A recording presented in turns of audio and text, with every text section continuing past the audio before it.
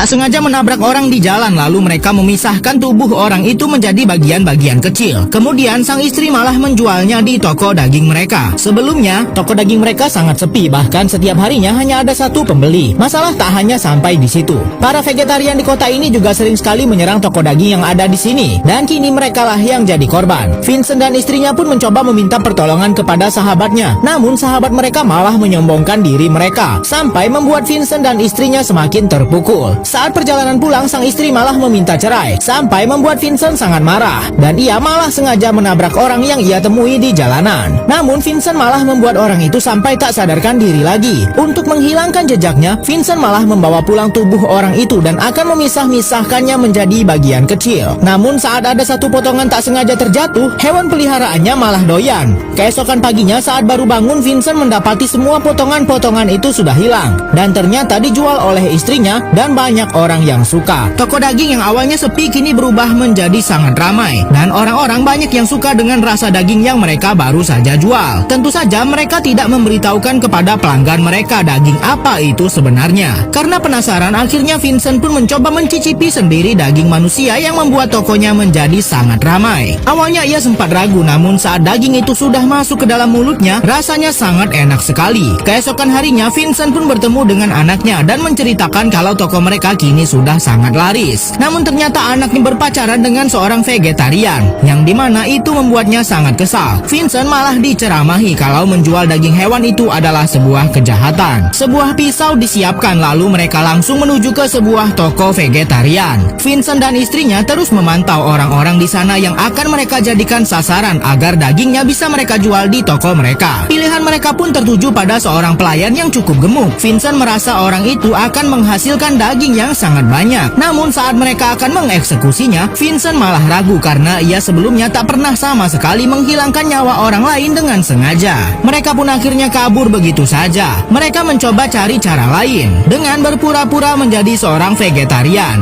Dengan begitu mereka bisa lebih dekat dengan komunitas vegetarian sehingga mereka bisa lebih mudah mendapatkan mangsa. Namun mereka malah diajak pergi kelompok vegetarian ini untuk menyerang toko daging yang ada di kota. Mau tak mau mereka pun harus berpura-pura ikut saja demi keberhasilan rencana mereka.